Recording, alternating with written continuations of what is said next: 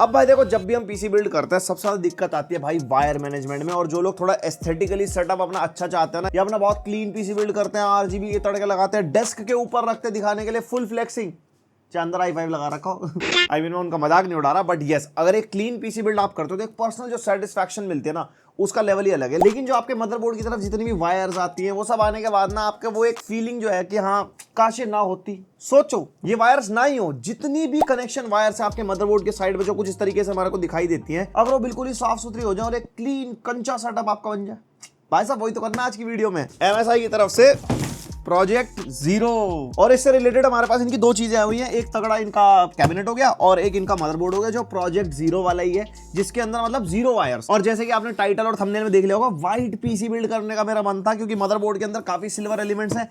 Cabinet हमने इसकी white मंगा ली है, और साथ में व्हाइट ही ग्राफिक्स कार्ड, व्हाइट ही हमारा AIO, पूरा एकदम सुपैद सुपैद मामला कर देंगे। अच्छा हाँ, व्हाइट रैम भी भाई साहब, वो भी RGB के तड़कों वाली। आओ सर, हमारे भाई साहब पीसी बिल्ड कराएंगे। ये जहां दिख जाता है ना, मेरे को गुस्सा हो रहा था भाई। कैसे आओगे सर आप यहाँ तक? देख के भाई कैबिनेट बहुत सुंदर है ये। अरे यार, जो हमारी कैबिनेट है यहाँ पे वो है MSI की MAG Pano M100R PZ मग पन्नो।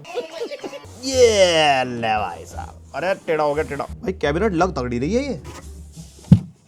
हेलो, कोई है? और भाई ये जो कैबिनेट है ना हमारी, वो पैनोरामिक व्यू वाली है। मतलब हमारा जो फ्रंट का व्यू देखोगे ना, ऐसे एकदम टेढ़ा glass, front glass, left glass, पूरा 270 डिग्रीज का व्यू मिलेगा। पूरी बिल्ड करेंगे तब देखेंगे ना कैसा व्यू मिलेगा। Tapered glass, handle with care. मुझे केयर लग नहीं रही। बर्तन गिर गए।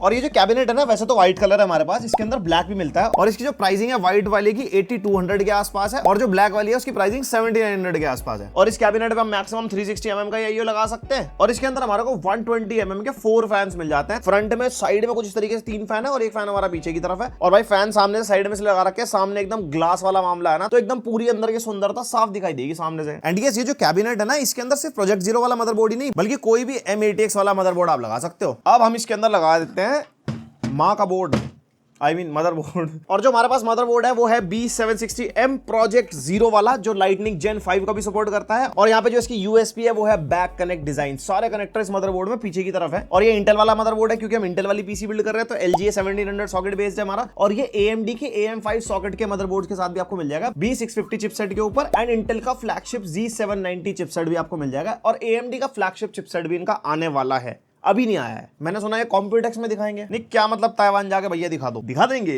मैं भी जाऊंगा। बिल्कुल भाई जाएगा। और भाई ये सुंदर सा डब्बा मिल रहा है हमारे को, मदरबोर्ड बना हुआ है इसके ऊपर, MSI का ड्रैगन। ये आया मदरबोर्ड, ये खुली पन्नी।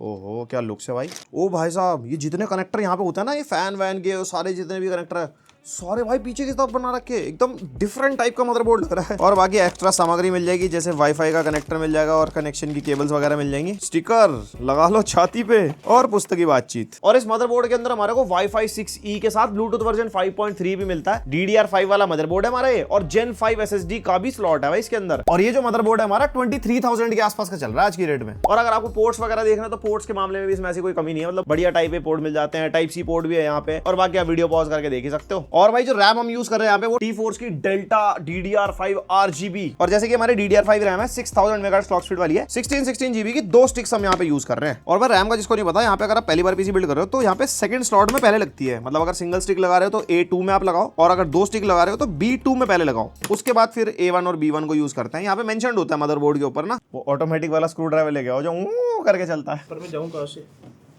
और भाई प्रोसेसर लगा लेते हैं इसके अंदर i7 14700K। वैसे हमारे पास i5 और i9 भी है।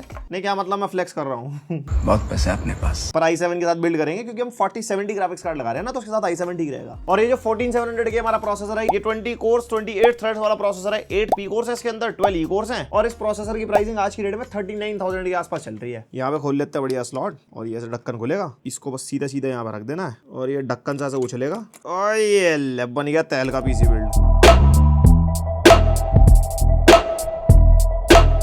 जो स्टोरेज हमारे पास वो है किंगस्टन की फ्यूरी रेनेगेड, जो हमारी Gen 4 SSD है। बढ़िया फास्ट राइट स्पीड आपने सामने देख सकते हो। और यहाँ पे जो SSD लगाने का लॉक है ना, वो नॉर्मल वाला है, यहाँ पे स्क्रू वाला सिस्टम ही नहीं है, तो आराम से आप लॉक लगा सकते हो। और अब बाय चांस अगर लॉक टूट भी जाए तो स्क्रू वाला हिसाब भी दे रखा है यहाँ पे। और एक चीज का ध्यान रखना, कभी भी नया आपका मदरबोर्ड हो तो ये थर्मल पैड के ऊपर से ये स्टिकर हटा लेना, वरना SSD गर्म होगी या फिर किसी भी चीज के ऊपर लगेगा, चिपक जाएगा हिसाब किताब।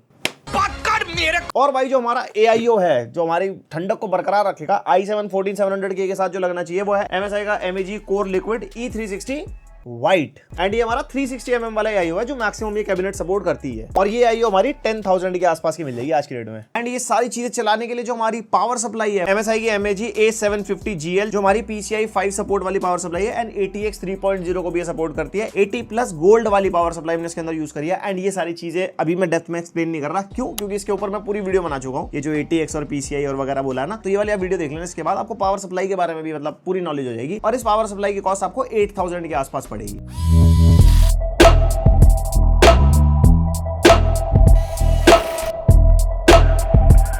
पर सारे तारों का जंजाल हमारा पीछे की तरफ आ चुका है, बस यहाँ पे कनेक्शन करने हैं, बिना वायर मैनेजमेंट को इसको ऐसे भरना है और ढक्कन बंद। तो भाई ये हो गया हमारा सुंदर सा पीसी बिल्ड, फुल एकदम व्हाइट वाला हिसाब किताब। और जरा इसका उद्घाटन कर ले।